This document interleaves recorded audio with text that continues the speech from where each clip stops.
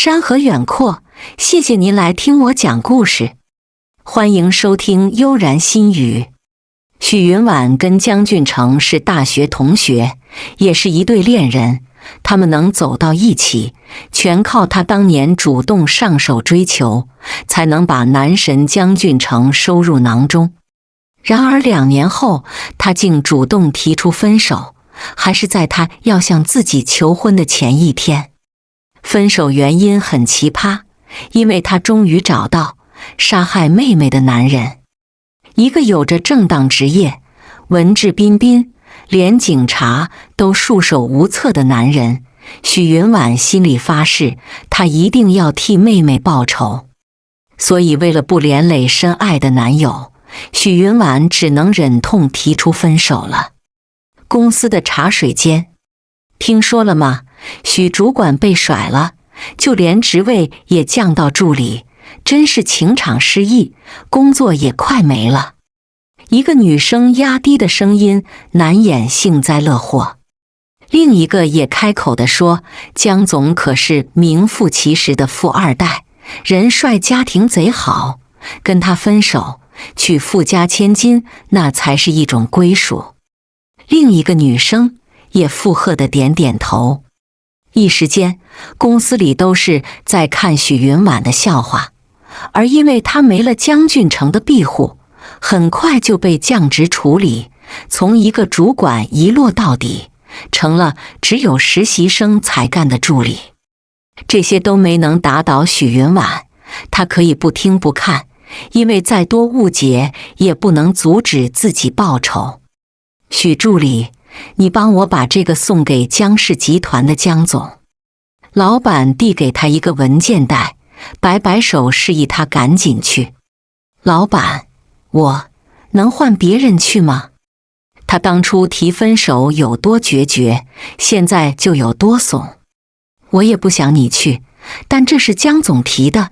许助理，只要把工作做好，我不会亏待你的。许云婉只能硬着头皮敲开总裁办公室的门。进。他听着熟悉的声音，屏气凝神后，终于推门走进去了。远远望去，一身西装的江俊成，帅气中尽带几分金贵，还有不容人亲近的冷傲，就连眼神里都透着冷漠无情，就让许云婉吓得后背都发凉了。你最近状态很差吗？江俊成薄唇微张，淡淡的来一句。江总，这是给你的文件。他递上文件袋，就想转身走，却被身后的声音唤住。许云婉，跟我分手，你后悔吗？许云婉停滞在原地了，谁料他还来不及开口，就被他拽进了角落里。两人四目凝望，压抑的气场让他呼吸都不畅了。江总，是我配不上你，活该被你甩。他挤出一丝笑地说。江俊成低头轻吻上了粉唇，不顾他的反抗，两人纠缠许久，他才一把推开了他，面色冷厉地说，许云婉，你分明还十分享受，心里装着2个男人，很得意吧？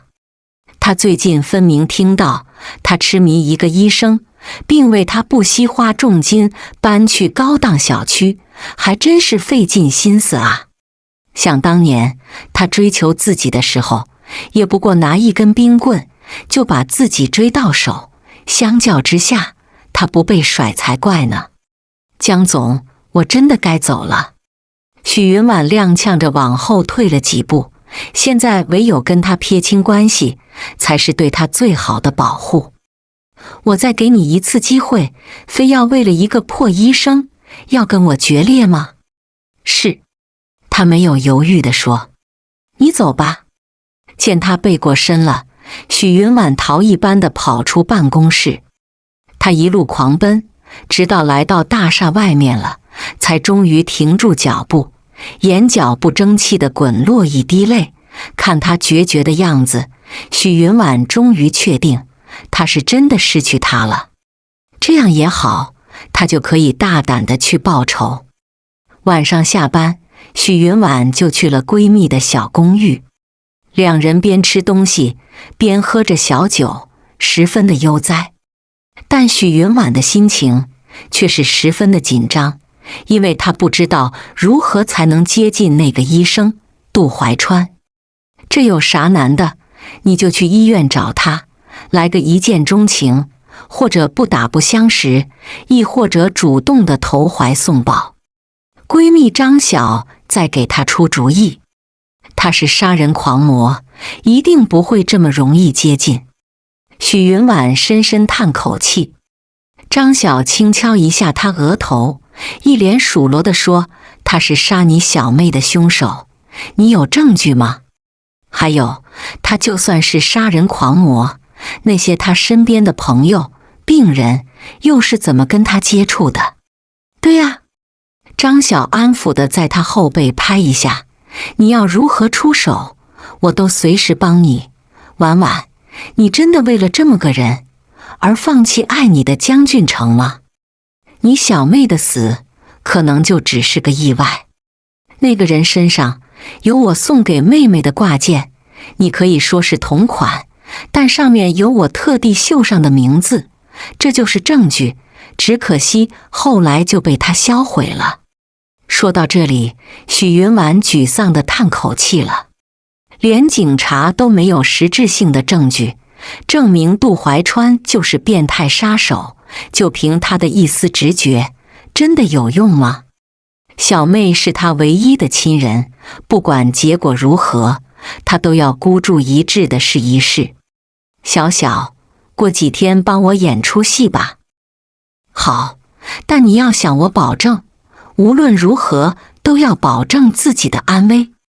见张晓一脸的担忧，许云婉将她抱进怀里，“我发誓一定会好好活着。”落地窗前，江俊成正要点着一颗烟，这时电话竟响了。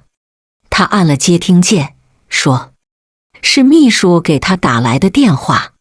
江总，已经查清楚了，许小姐最近一直在观察一个男人，是本市最大私立医院的医生，叫杜怀川，是个海归，人帅多金，而且是个孤儿。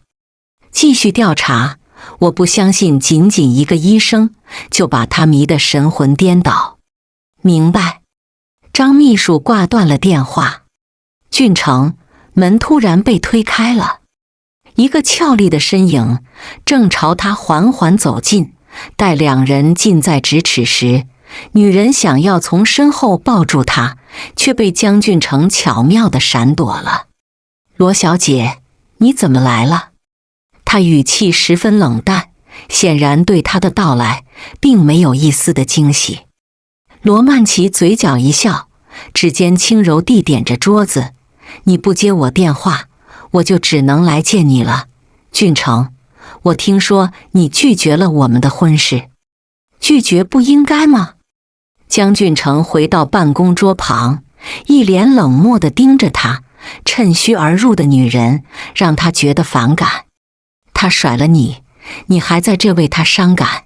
俊成，我们这种人就不该跟普通人谈感情。”“那要跟你谈吗？”罗曼琪，他眼神冷冷地朝他瞥一眼。“不然呢？我们俩才是最般配的一对，你不要忘了，长辈撮合的感情一定没错的。”罗曼琪走近着他，弯腰向他靠近，眼看要碰到薄唇了，竟被他无情躲开，就让他眉头一皱的苦笑：“俊成，你可以不爱我，但我不会放手，随你。既然爱的人不在身边，那娶谁又有啥区别吗？那我明天就公布婚讯，只要你不后悔就好。”江俊成望着一脸兴奋离开的背影，嘴角闪过一丝坏笑。他想成为一个笑话，那自己也只能助他一臂之力了。医院长长的走廊里，张晓抬手给了许云婉一巴掌，还气鼓鼓的低吼：“我就是要欺负你，你能咋的？”他一副嚣张的气焰，让围观的人都被吓得愣在原地。大家都想看个究竟，说白了就想看个笑话。就因为我被男朋友甩了，你们就这么欺负我？既然你们这么喜欢欺负我，那就放手来吧。许云婉鼓足勇气又走近一步，而张晓也抬起手来，眼看就要重重地落下来，竟被身后一个手给拦住。医院里不能喧哗。来人竟是杜怀川，一身白大褂，显得十分的儒雅稳重。尤其是拦住张小手的那一刹那，让许云婉有种错觉，如此阳光的男人，真是拿个杀人狂魔吗？你没事吧？他关心地问。许云婉回过神来，望一眼已经散开的人群，以及挽在他腰上的大手，挤出一丝笑地说：我没事，刚才多亏你了。你额头出血了，我帮你处理一下。就这样，许云婉终于和杜怀川相识，成为不算熟识的朋友了。为此，她故意撞破额头，让闺蜜当众扇她耳光，演了一出苦肉计。杜医生，刚才真的谢谢你了。许云婉望着杜怀川，眼神都透着感激，余光一瞥，墙上的黑包又换了一个挂件，就让他有些紧张了。我也是举手之劳。杜怀川递给他一杯水，看他的眼神十分真诚，让许云婉不禁怀疑自己是否真的搞错了。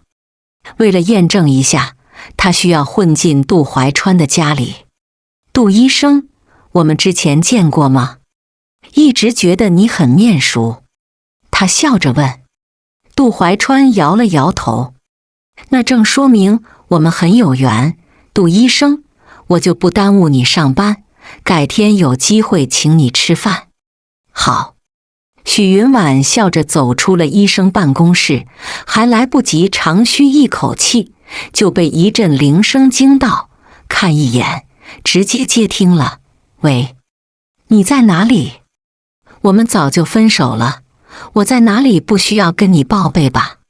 许云婉刚想挂断，就听他慢悠悠地说，那个合同我已经正在看了，你来正好能商谈一下。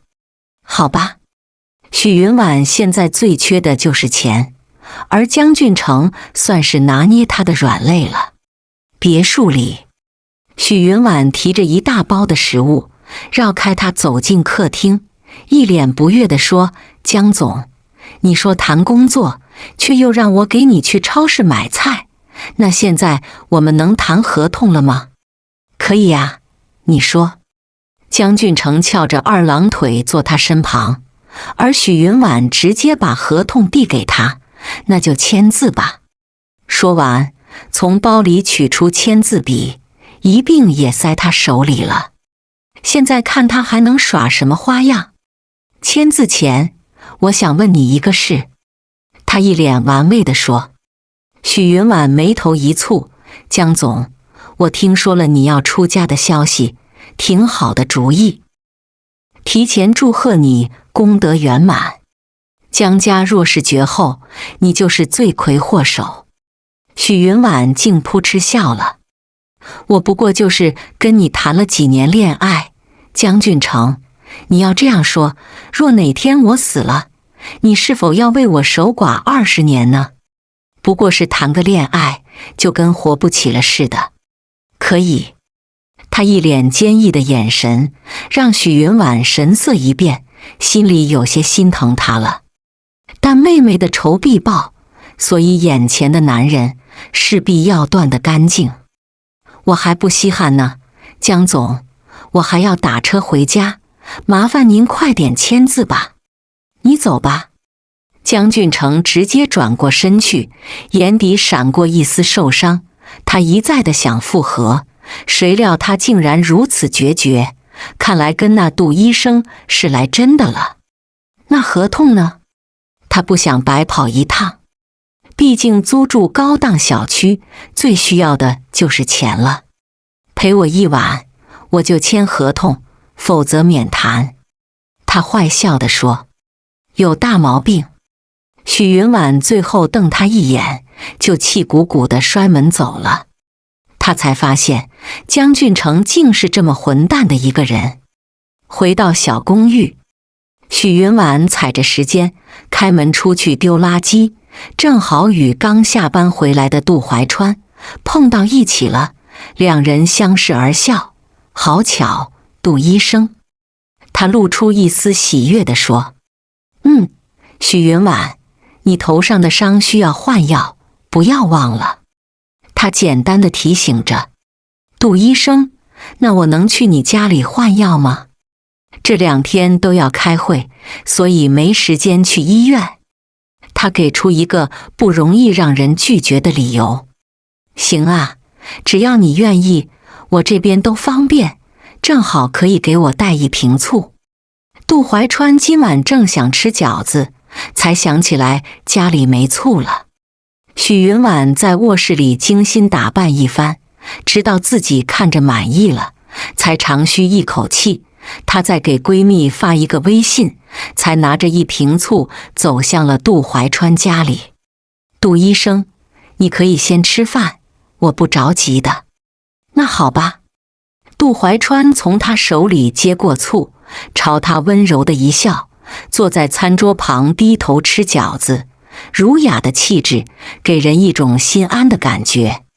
或许那些被害的女孩就是被他的外表所蒙蔽，才会一步步走进他的圈套，最后成为一个受害者的吧。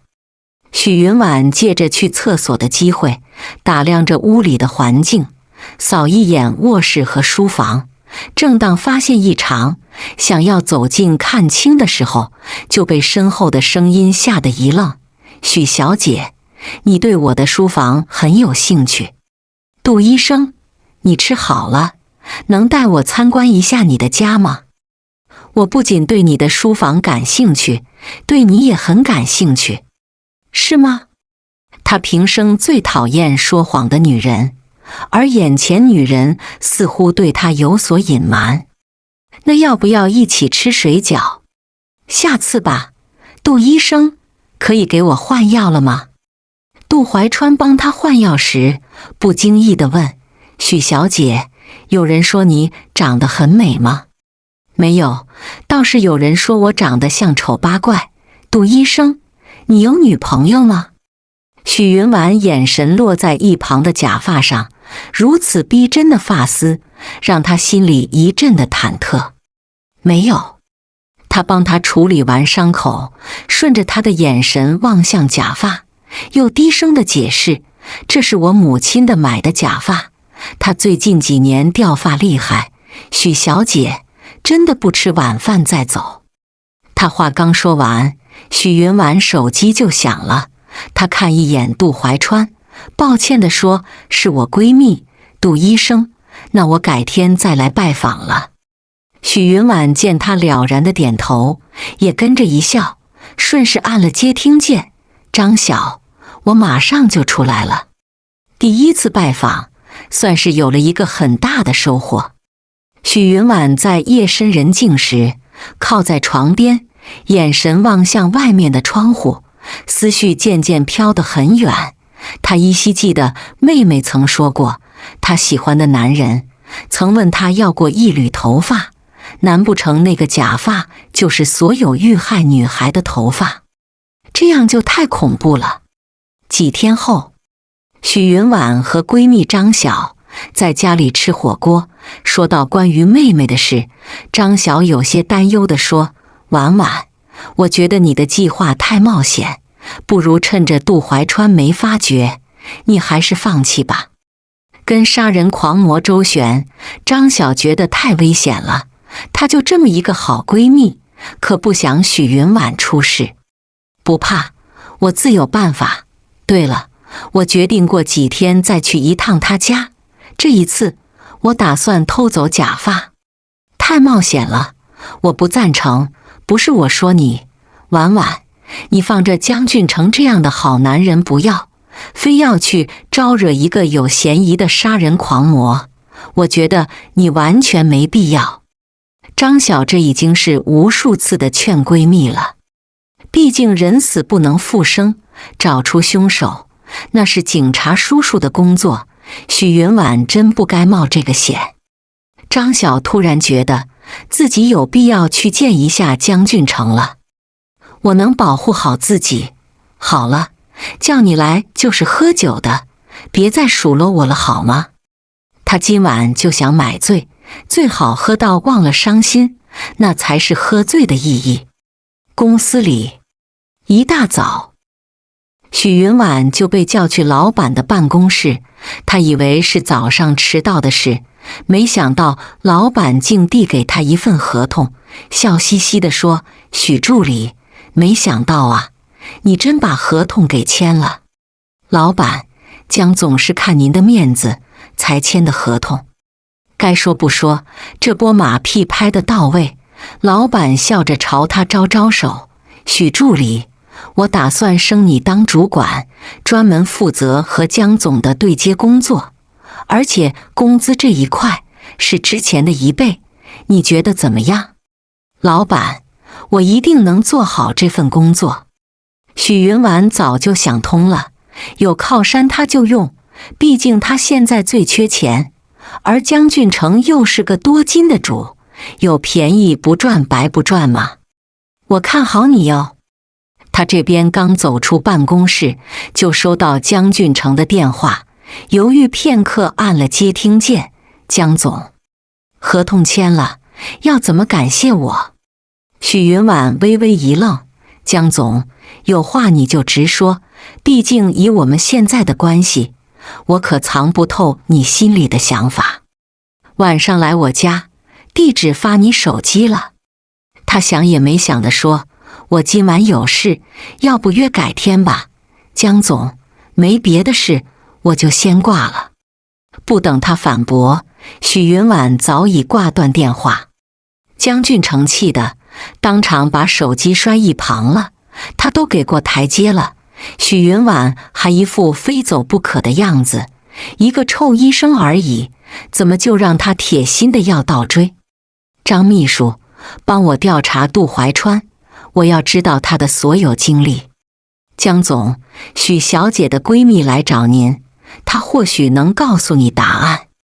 张秘书身后站着一个女孩，娇俏可爱，一身的朝服，十分的洋气。江俊成打量一眼张晓：“你说婉婉跟我分手是为了接近杜怀川？”“是啊。”他脸色一变的又说：“这是我一早就知道，为了一个医生，放弃谈了3年的男朋友，许云婉的勇气让我佩服。”张晓忙摇头，把事情真相统统告诉他了。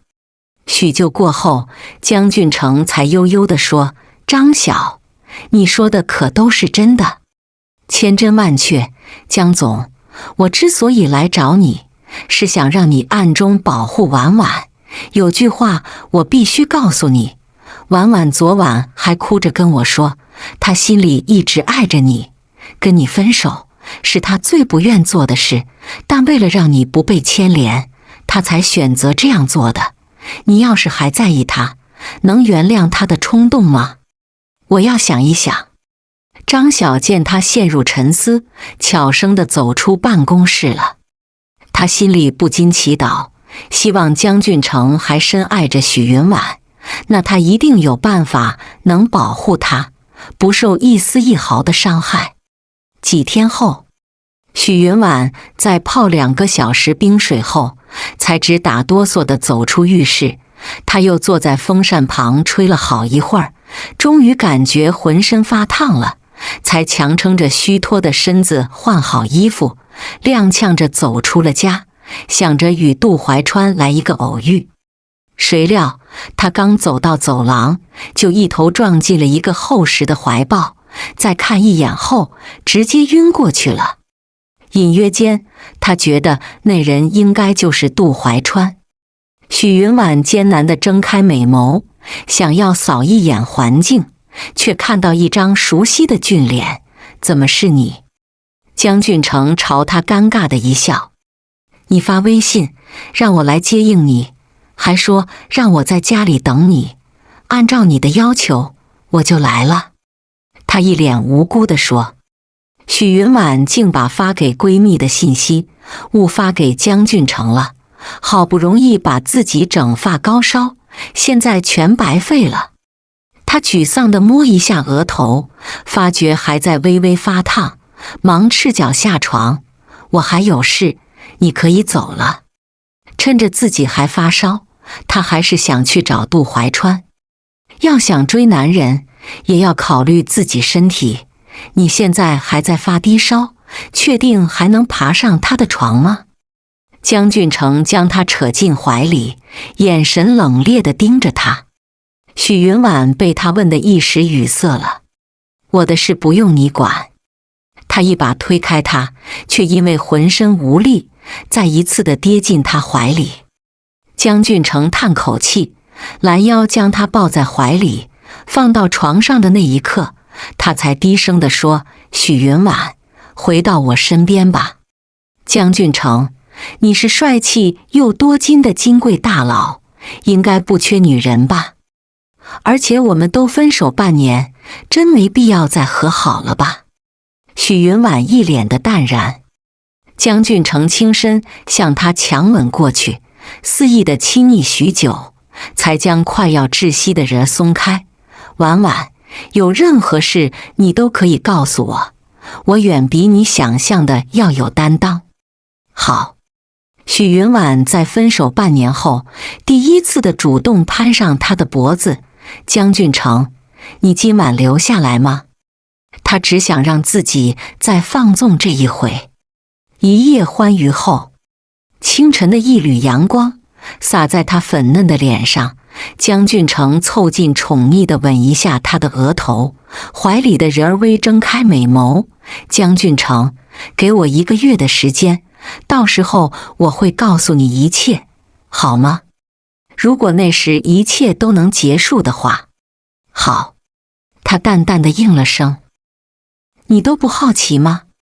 许云婉意味深长地问。我只好奇，你为何非要跟我分手？婉婉，我想你总有苦衷，但我不会同意，所以咱俩来个折中，你做我的情人吧。我答应你，但要1个月后才行。许云婉觉得1个月的时间总能找到有用的线索，否则她也只能放弃了。张晓有句话说得对，专业的事就要交给专业的人去做，而她也相信警察叔叔会给自己一个满意的答案，虽晚但不会迟。婉婉，我答应你，但你要保证保护好自己。好。许云婉在他薄唇吻一下，两人又相拥在一起了。江俊成还没来得及离开，就听门外传来敲门声。他起身走过去开门，却被许云婉给拦住，打手语的告诉他，可能是杜怀川来找他，让他躲一躲。我才是你的男人，为啥躲？许云婉废话不多说，将他推进一个衣橱里，正打算关门，竟被他扯进怀里强吻。好一会儿过后，他才匆匆地去开门。杜医生，我能进去吗？杜怀川晃一下手里的早饭。当然可以。许云婉万幸，刚才把家里都收拾干净了，还特意喷了香水，整个客厅都弥漫着淡淡的花草香味，十分的宜人。同样的户型，你这里更温馨。杜怀川不禁感叹地说，但他竟瞥见衣橱里有衣角刚刚被抽进去，眼神都变得犀利了。原来许云婉在追求他的同时，还在跟别的男人约会，难道是他的前男友？他依稀记得有人跟他讲过，许云婉是被前男友甩了，才想着追求自己的。果真女人都一样，无缝衔接，见一个爱一个。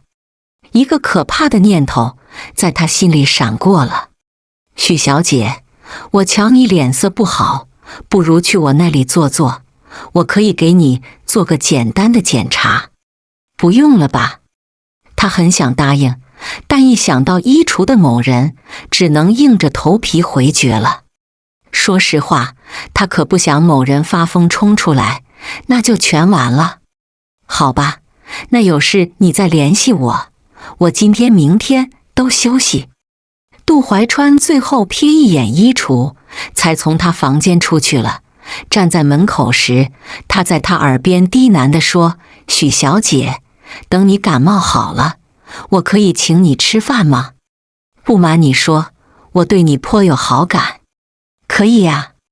许云婉等的就是这一天，他要接近杜怀川，从而拿到最有力的证据，来证明他就是害死妹妹的凶手。不准你去！许云婉刚关上门，就被他抵在角落里了。两人紧贴在一起，让他觉得空气都变稀薄了。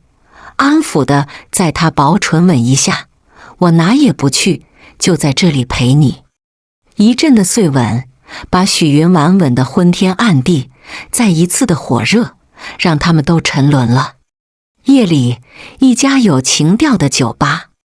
杜怀川望一眼缓缓走来的女人，他大手一勾，女人就被他拉进怀里，两人拥吻好一会儿，才彼此不舍地分开了。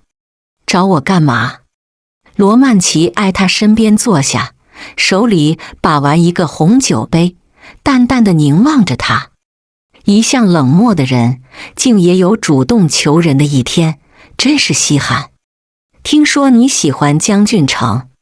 是啊，我喜欢他很多年了，只是他心里一直惦记着旁人，这个人正巧在追你，哈哈。正应了那句话，情敌的敌人就是朋友。我们谈个合作，江俊成归你，许云婉归我。好啊，罗曼琪一口答应了。祝我们合作愉快。话落，杜怀川将她拽进怀里，两人在一起忘情地拥吻了。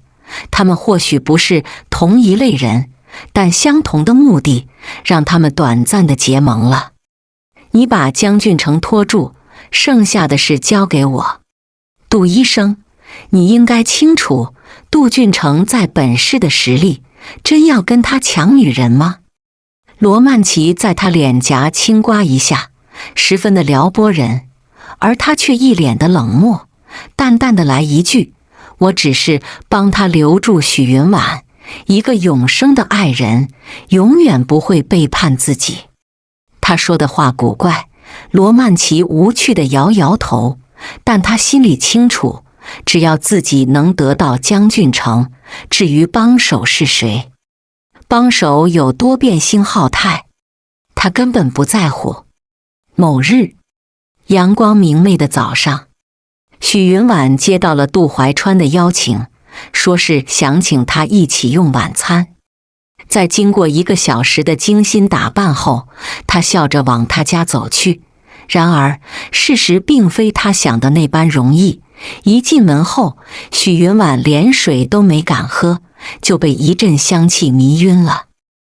而一旁的杜怀川拦腰将他抱起，随后将人塞进一个大箱子里，便从停车场驱车离开。一个破旧的老宅子。许云婉醒来时，人已经被绑在一张椅子上了，打量着陌生的环境，以及屋里弥漫的淡淡的香气，让她心里骤然明白，那些被害的女孩为何会毫无反抗地死去，原来都是相搞的鬼。你终于醒了。杜怀川穿着白大褂，端一杯咖啡，缓缓走向了他。咖啡和香的气味混杂，竟让他忍不住皱眉头了。杜医生，你这是在做游戏吗？被你猜到了，许云婉，你一直想接近我，不就是想知道我是怎么杀人的吗？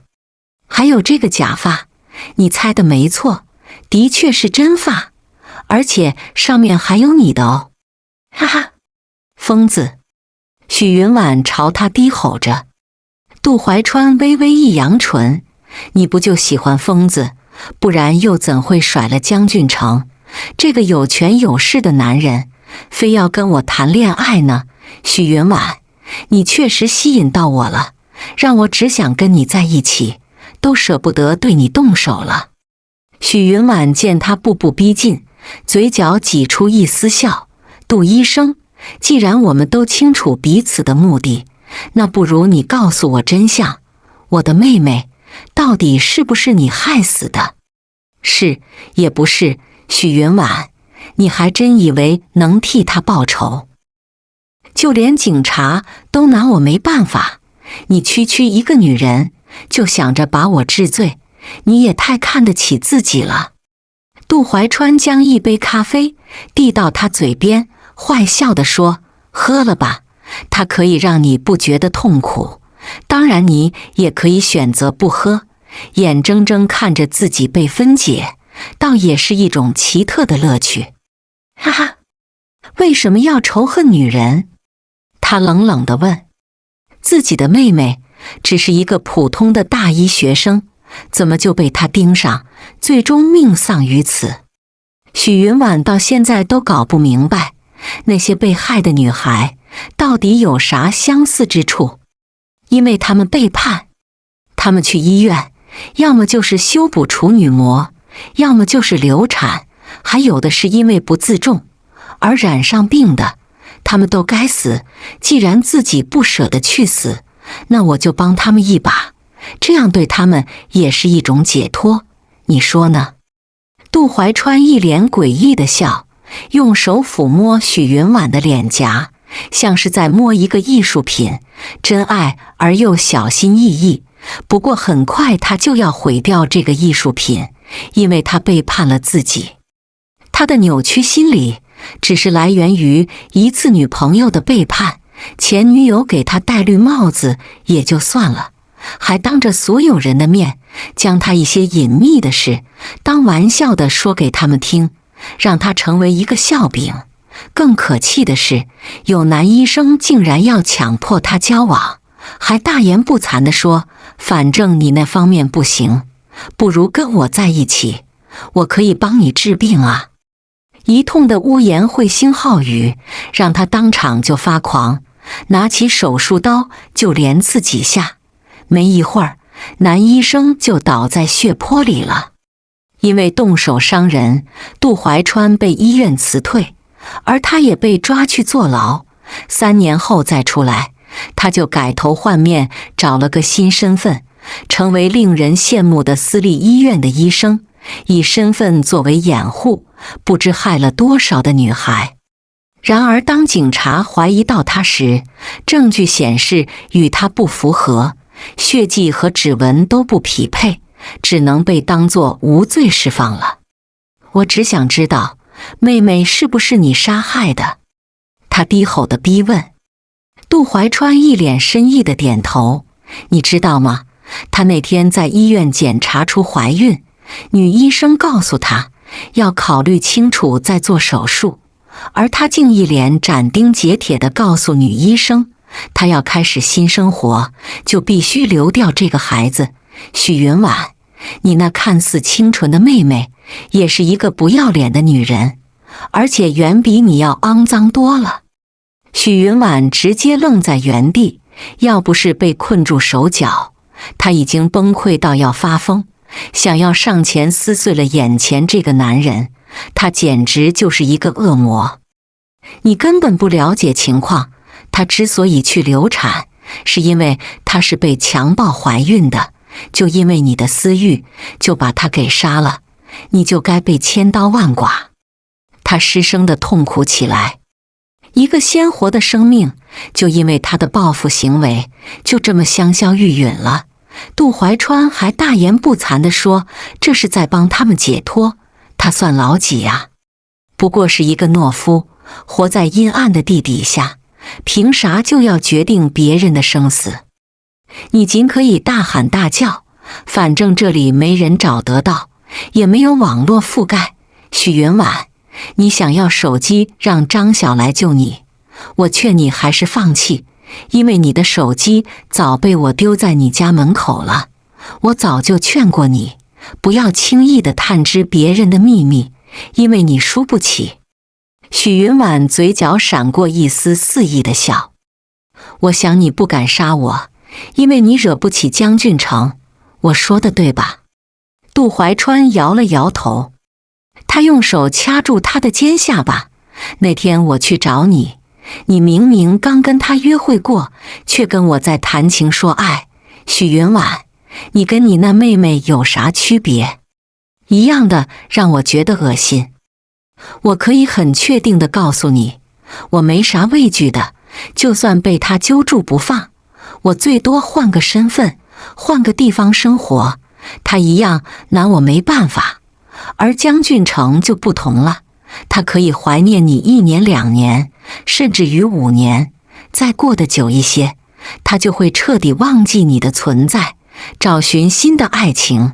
到那时，谁还记得有个女孩叫许云婉？哈哈！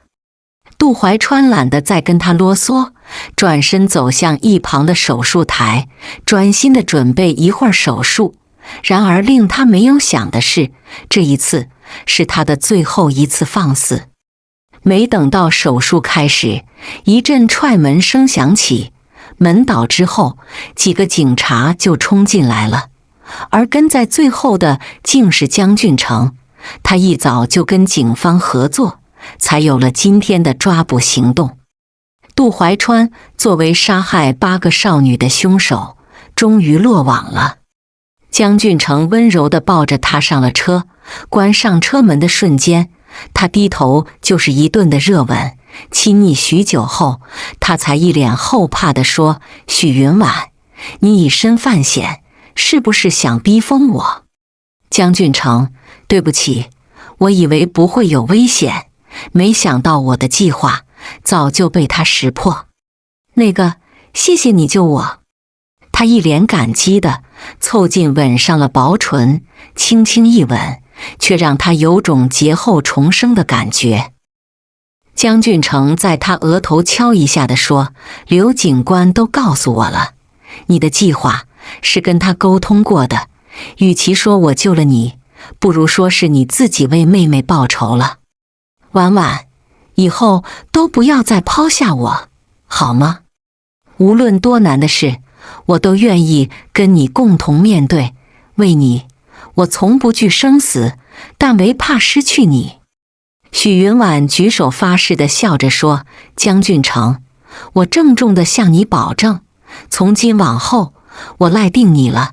就算你用棍子赶我走，我也要牢牢地抱住你，再不会松手了。吻我。”他凑近宠溺地说。